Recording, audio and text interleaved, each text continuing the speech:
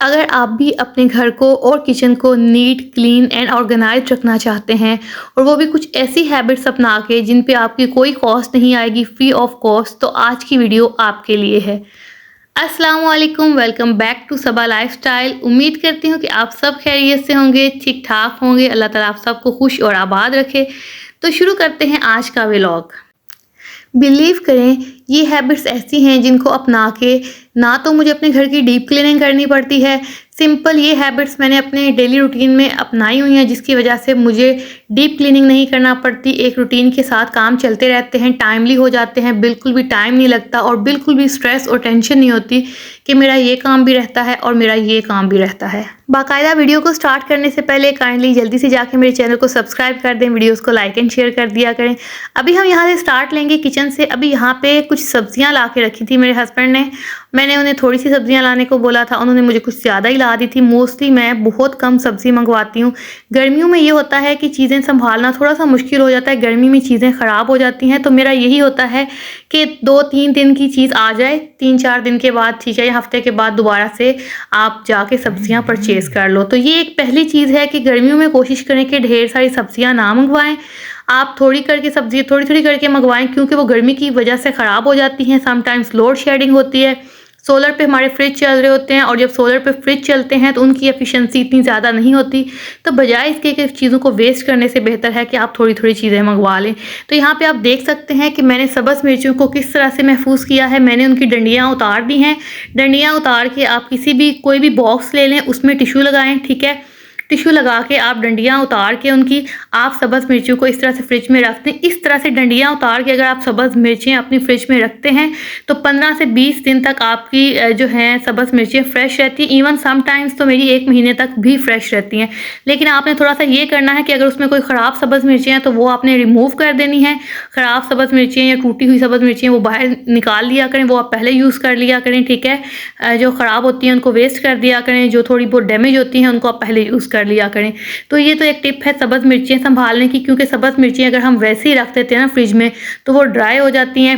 Sometimes अगर उनके साथ में पत्ते चिपके हुए होते हैं, ठीक है, जो बाद में उनको मिर्चों को भी ख़राब कर देते हैं, वो रिमूव कर दिया करें। मिर्चें साफ़ करके फ्रिज में रखा करें तो ज़्यादा टाइम तक आपकी मिर्चें निकल जाएंगी। अच्छा, अब यहाँ पे जो खीरा है उसको आपने किस तरह से प्रिजर्व करना है। खीरे का मोस्टली ये होता है कि ज़्यादा टाइम तक फ्रिज में पड़ा रहना, उसका टेस्ट भी चेंज हो जाता है, वो येलो कलर का होना स्टार्ट हो जाता है, अजीब सा उसका टेस्ट हो जाता है। तो यहाँ पे जो खीरा है उसको आप किस तरह से कर सकते हैं कि आप इस तरह से एक शीट ले लें, ठीक है। मार्केट में इजीली अवेलेबल होती है, ऑनलाइन भी आपको मिल जाएगी। इसमें इस तरह से खीरा जो है रैप करके रखते हैं। अलग अलग से रैप करने का मैं इसलिए कह रही हूँ क्योंकि अगर आप घर में 2 लोग हैं तो एक टाइम में आप मोस्टली एक खीरा ही यूज़ करते हैं। तो सिंपल आप उसका जो है प्लास्टिक शीट उतारें, उसको यूज़ कर लें। तो इस तरह से आपका खीरा ज़्यादा लंबे अरसे तक जो है महफूज रहेगा, ख़राब नहीं होगा। आप चाहे कितने दिन तक मर्जी अपने फ्रिज में पड़ा रहने दें, टेंशन फ्री होके आपका खीरा बिल्कुल ठीक रहेगा। अच्छा, इस तरह कंटेनर्स में रखते हैं ना चीज़ों को, तो फ्रिज आपका बहुत ज़्यादा ऑर्गेनाइज रहता है। तो मेरी कोशिश यही होती है कि सारी जो सब्जियां वगैरह ना मैं उनको छोटे छोटे कंटेनर्स में डाल देती हूँ। इसके लिए कोई लाजमी नहीं है कि आपके पास बड़े कोई प्यारे प्यारे कंटेनर्स होने चाहिए, बॉक्सेस, प्लास्टिक के बॉक्सेस होने चाहिए। सिंपल कोई भी किसी भी किस्म के घर में आपके पास बॉक्सेस पड़े हुए हैं तो आप उनमें जाके रखें चीज़ें, उनको फ्रिज में रखते। इट डजेंट मीन कि आपके पास फ्रिज में रखने वाले सारे बॉक्सेस सेम कलर के होने चाहिए, सेम डिज़ाइन के होने चाहिए। जो भी मिलता है घर में आप उसको यूज़ करें। अच्छा, अब यहाँ पे जो है मेरे पास लेमन थे, लेमन को भी मैंने एयर टाइट बॉक्स में डाल दिया था, ठीक है। टिश्यू पेपर रखने का मकसद ये होता है कि जो हमारी सब्जियाँ या कोई इस तरह की चीज़ें होती हैं ना, ये नमी की वजह से ख़राब होती हैं। तो टिश्यू जो है ना हमारे पास जो होता है, ये उस नमी को अब्जॉर्ब कर लेता है, जिसकी वजह से हमारी चीज़ जो होती है ना ज़्यादा देर तक ख़राब होने से बच जाती है। अच्छा, कुछ लोग क्या करते हैं कि सब्ज़ मिर्चें वॉश करके फ्रिज में रखते हैं, या खीरा है उसको वॉश करके रखते हैं। तो बजाय इसके वॉश करने के आप सिंपल कोई भी कपड़ा लेके, कोई भी टिश्यू पेपर लेके उनसे उनकी डस्ट को हटा के वॉश किए बगैर रखा करें, क्योंकि जब आप वॉश करते हो तो चीज़ों में नमी आ जाती है, आपकी चीज़ें जल्दी ख़राब हो जाती हैं। ये जो बातें मैं अभी यहाँ पे कर रही हूँ ना, मोस्टली लोगों को ये पता है। मेरी ये बातें मोस्टली उन बच्चियों के लिए हैं समटाइम्स जिनकी नई नई शादी होती है तो अक्सर बातें सुनना पड़ जाती हैं आपके इन-लॉज़ में कि आपने सब्ज़ी ख़राब कर दी, आपने चीज़ें ख़राब कर दी, ये वो। तो जब ये बेसिक ये चीज़ें आपको पता होंगी ना, तो आपको उन बातें सुनने से ना बच जाएँगे। तो ये मेरी बातें उन बच्चियों के लिए जिनकी नई-नई शादियाँ हुई हैं या जिनकी शादियाँ होनी हैं, तो मोस्टली उन बच्चियों को ये चीज़ें नहीं पता होती। इसी तरह से आपका लहसुन और प्याज़ है, ठीक है, उनको चॉपर से निकालें, जो ऊपर एक्स्ट्रा खुश्क वाले उनके जो छिलके से हैं वो हटा दें और उनको इस तरह से बास्केट में ओपन एयर में रखें, हवा में रखें, ठीक है। उसके बाद आपके पास ये जो है यहाँ पे अदरक है, अदरक को फ़िलहाल मैं इसी तरह रख रही हूँ, ठीक है, लेकिन इसके लिए बेस्ट यही है आप इसको क्रश करके अच्छी तरह से कूट के उसमें थोड़ा-सा नमक ऐड करके ऑयल ऐड कर दें, ठीक है। ये दोनों चीज़ें उसको प्रिज़र्व करेंगी और किसी एयर टाइट जार में ना आप डाल के रख दें या उसके क्यूब्स बना लें, ठीक है। उसके लिए इंशाल्लाह ताला मैं नेक्स्ट एक वीडियो बना दूँगी, आप किस तरह से इनको सेव कर सकते हैं। तो ये आप जो है अदरक का जो है अच्छी तरह से उसको पेस्ट बना लें, उसको यूज़ करें। लहसुन का भी आप इस तरह से पेस्ट बना सकते हैं। यहाँ पे टमाटर हैं, टमाटरों को भी आप इसी तरह से जब भी रखें तो नीचे कोई टिश्यू वगैरह जो है बिछा दें। उससे ये होगा कि अगर उनमें कोई नमी वगैरह होगी, जो हल्की-फुल्की नमी आ जाती है, ठीक है, वो टिश्यू अब्ज़ॉर्ब कर लेगा, तो आपके जो टमाटर हैं काफ़ी अरसे तक रह जाते हैं। लेकिन इसके लिए भी गर्मियों में बेस्ट यही है कि आप इसका भी ना या पेस्ट वगैरह बना के रख दें क्यूब्स की फॉर्म में, जितना आपको चाहिए उतना निकालें, यूज़ कर लें, ठीक है। अभी क्योंकि यहाँ पे मेरे पास टाइम नहीं था, शाम का टाइम था, तो मैं बस इनको वैसे ही जो है फ्रिज में रख रही थी। लेटर ऑन मैं इनके पेस्ट वगैरह बना लूँगी। तो ये एक छोटी-छोटी सी टिप्स हैं जिनके ज़रिए आप अपनी सब्जियों को ख़राब होने से बचा सकते हैं, क्योंकि आपको पता है कि सब्जियाँ इतनी महंगी हो चुकी हुई हैं।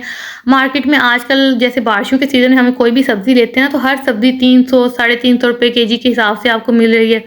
तो जो लाने वाला बंदा होता है ना, उस बेचारे की भी जेब खाली हो जाती है जब वो सब्जियाँ लेने जाता है। तो बस हमारा काम क्या है कि हम इनको इस तरीके से रखें कि वो ख़राब होने से बच जाएँ। तो इस तरह से करके छोटे-छोटे बॉक्सेस सिंपल आप जाते हो ना कि अब $1 शॉप पे, वहाँ पे आपको ₹250 में ढेरों ढेर आपको बॉक्सेस मिल जाते हैं प्लास्टिक के, ठीक है। आप वहाँ से परचेज़ करें बजाए इसके कि आप महँगे-महँगे कंटेनर्स परचेज़ करें। वहाँ पे इतनी अच्छी कलेक्शन होती है ना, ₹250 में आपको हर चीज़ मिल रही होती है। अगर इस तरह के प्लास्टिक के कंटेनर्स आपने लेने हैं तो $1 शॉप्स पे विज़िट किया करें, आपको बहुत सारी ढेर सारी अच्छी-अच्छी चीज़ें मिल जाती हैं। तो यहाँ पे जो एग्स हैं इनको हमेशा वॉश करके फ्रिज में रखा करें, क्योंकि फ्रिज में हमारे पास खाने-पीने की चीज़ें होती हैं और एग्स के साथ जर्म्स लगे होते हैं, ठीक है। तो इनको अच्छी तरह से कहते हैं ना पाक करके, इनको साफ़ करके फिर फ्रिज में रखा करें। उसके बाद आप थोड़ा-थोड़ा करके इनको यूज़ करते रहें। तो जी अभी ये मैंने फ्रिज भी सेट कर दिया था। जी, जो सब्जियाँ आई थी, पहले तो मेरा दिल किया कि ना अच्छा अभी टाइम नहीं है, कल कर लूँगी, बट मैंने सोचा कि नहीं, जो काम फ़ौरन कर दिया जाए वो हो जाता है, जो इंसान लटका देता है ना वो काम फिर लटक जाता है। तो बस ऐसा कोई भी छोटे-मोटे काम हो ना, हाथ के हाथ कर देने चाहिए। तो फ्रिज मेरा ऑर्गेनाइज़ हो गया था। तो अभी यहाँ पे जो है नेक्स्ट डे की वीडियो है। यहाँ पे मैं सुबह के टाइम उठी तो बच्चे जो अभी सो रहे थे, तो मैंने सोचा कि मैं ये वाला काम कर लेती हूँ। इस तरह के काम मोस्टली ना मैं तभी करती हूँ जब मेरे बच्चे सो रहे होते हैं। घर को ऑर्गेनाइज़ या डेकोरेट करने वाले जो काम होते हैं, क्योंकि जब बच्चे देखते हैं ना हथौड़ी, कील-शील ये चीज़ें, तो उनका तो दिल करता है कि आप लोग साइड पे हो जाए, हम ही कर देते हैं। तो बस यहाँ पे सारी चीज़ें मैंने इकट्ठी कर ली थी। काफ़ी दिन से ना मैंने ये फ्रेम्स मँगवा के रखे हुए थे मोल्डिंग में लगाने के लिए, ठीक है। वॉल पे मोल्डिंग हुई थी, बट वो मुझे खाली-खाली लगती थी, तो मैंने सोचा था मैं उसमें कुछ लगाऊँगी। तो अभी यहाँ पे आप देख रहे होंगे इन फ्रेम्स में ना ग्रीनरी सी है, तो मुझे ग्रीनरी को ना थोड़ा-सा एडिशन करनी थी घर पे। तो मैंने जो है फ्रेम्स ऑर्डर कर लिए थे और मैंने ऐसे फ्रेम्स ऑर्डर किए थे जिनमें बाकायदा ग्रीन टच आ रहा था। तो ये देख सकते हैं आप, मैंने सेंटर में तो मैंने ये दराज से ऑर्डर करके, ये भी हार्डली 200 एंड 250 रुपीज़ के 3 मैंने दराज से मंगवाए थे। मैंने आपके साथ शेयर भी किया था। अब ये वाले जो फ्रेम्स हैं ये 800 का एक फ्रेम है, ठीक है। ऑलमोस्ट 1600 के 2 फ्रेम्स थे। टोटल मैंने 3 मंगवाए थे, 800 पर पीस ना। तो ये फ्रेम तब मैं यहाँ पे लगाऊंगी, तो इसके लिए मैंने सारी चीज़ें वगैरह इकट्ठी कर ली थी। अच्छा, होता क्या है कि समटाइम्स कुछ लोगों को खाली दीवारें भी अच्छी लगती हैं, लेकिन समटाइम्स ना मुझे भी ना खाली दीवारें बहुत अच्छी लगती थी।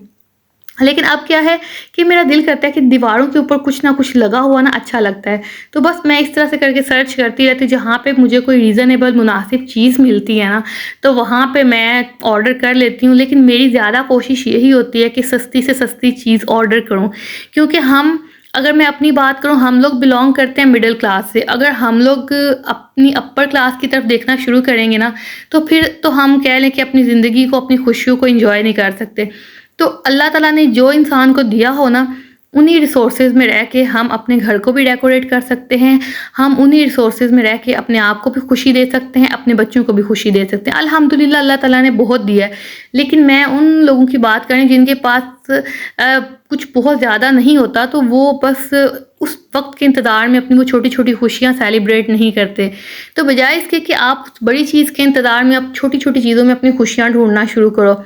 तो ये बजाय इसके कि हम ये सोचें कि हमने अपने घर को बेहतरीन और अच्छी चीज़ों से डेकोरेट करना है, छोटी चीज़ें तो अच्छी नहीं लगेंगी, हम छोटी चीज़ें लगा देंगे अभी तो मज़ा नहीं आएगा, नहीं। छोटी-छोटी चीज़ों से अपने घर को डेकोरेट करना शुरू करें और ये आपकी मैं कहूँगी कि एक क्वालिटी होती है इंसान में कि वो कम पैसा खर्च करके भी, कम वसाइल में रह के भी ज़िंदगी को एन्जॉय कर सकता है और कम वसाइल में रह के भी आप ख़वातीन अपने घर को डेकोरेट कर सकती हैं। अगर आप अपने घर को डेकोरेट करना चाहती हैं ना, तो मैं आपको सबसे बेस्ट पॉइंट बताऊँ, हर शहर में ना $1 शॉप्स बनी होती हैं। सम शॉप्स पे ₹100 वाली सेल होती है, सम पे ₹250 वाली सेल होती है, सम पे ₹270 वाली भी सेल होती है। तो वहाँ जाएँगे, आपको किचन के लिए, घर के लिए बड़ी खूबसूरत चीज़ें मिलती हैं। लेकिन मसला क्या है कि आपको जाके तसल्ली से एक दफ़ा ढूँढनी पड़ती हैं, तो इंशाअल्लाह ताला आपको मिल जाएँगी। तो ये देखिए, ये जो है ना वॉल माशाल्लाह से अब बहुत खूबसूरत लग रही थी। पहले ये थोड़ी खाली-खाली लगती थी, बट मैंने छोड़ी हुई थी। मैंने सोचा कि जल्दी में ना मैं इसमें कुछ लगा दूँगी तो शायद वो अच्छा ना लगे। तो बस मैं इंतज़ार में थी कोई अच्छी चीज़ मुझे नज़र आए। तो फिर ये वाले जो फ्रेम्स हैं ना, मैंने एक पेज पे देखे थे, तो फिर ये मैंने वहाँ पे ऑर्डर कर दिए थे। तो माशाल्लाह से बहुत अच्छे लग रहे थे। अच्छा, फ्रेम्स तो मैंने लगा दिए थे। एक ये जो है ना डेकोरेशन पीस ही आप इसे कह सकती हैं, हैंगिंग है, ठीक है। अब मज़े की बात ये कि ये मैंने ऑर्डर नहीं की थी। पता नहीं कैसे मैंने जस्ट ना दराज़ पे सर्च कर रही थी। ऑर्डर मुझे नहीं लगता कि मैंने की थी। यहाँ शायद मेरे से क्लिक हो गया था, यहाँ जो भी था। ये डिलीवरी बॉय आया तो उन्होंने कहा कि आपका पार्सल है। तो मैंने कहा मैंने तो ऑर्डर ही नहीं किया था, पार्सल कहाँ से आ गया? बट उन्होंने मुझे बताया कि जस्ट ना आपका 500 का पार्सल है। अच्छा, उस टाइम फिर मैंने सोचा अच्छा चलो ठीक है, मैं ले लेती हूँ, क्योंकि मुझे उससे पहले मैसेज आया हुआ था कि आपका ये वाला पार्सल डिलीवर होगा। तो मुझे आइडिया था कि इस पार्सल में यही है। तो बस मैंने कहा कि अच्छा चलिए, अब अगले बंदे ने भेजा है तो मैं उनके भी ज़ाहिर-सी बात है चार्जेस लगे होते हैं, तो मैं रिसीव कर लेती हूँ। अच्छी चीज़ थी, मैंने सर्च की थी बट मैंने इसको ऑर्डर नहीं किया था। तो ये किचन वाली साइड पे थोड़ी-सी जगह खाली थी, ये मैंने वहाँ पे हैंग कर दी थी। इसमें अभी मैं इंशाल्लाह ना बाद में कोई और ग्रीन सा जो पॉट है ना वो रखूँगी। अभी मेरे पास यही वाला था, येलो फ्लावर्स वाला, तो फिर यही मैंने इस पे यहाँ पे सेट कर दिया था। अब आपने मुझे बताना है कि ये कैसा लग रहा है। इसको ना इंशाल्लाह रिप्लेस करूँगी क्योंकि मुझे ग्रीन टच चाहिए ना यहाँ पे, तो इंशाल्लाह कुछ ग्रीन सा यहाँ पे करेंगे। तो बस ये काम करने के बाद जो है बच्चे वगैरह भी उठ गए थे और बच्चों को ना उनके बाबा को मैंने सुबह ही कह दिया था। मैंने कहा आज आपने ना सोलर प्लेट्स वॉश करनी है। तो जितनी देर में मैं वहाँ पे यहाँ पे हम तीसरी मंजिल पे आ गए थे, यहाँ पे मैंने मेड से सफाई वगैरह करवानी थी, क्योंकि मैंने आपसे शेयर किया था कि यहाँ पे पहले जो हमने ना सोलर प्लेट्स नीचे रखी हुई थी, स्टैंड्स नहीं थे उनके नीचे ना, ईंटों के ऊपर।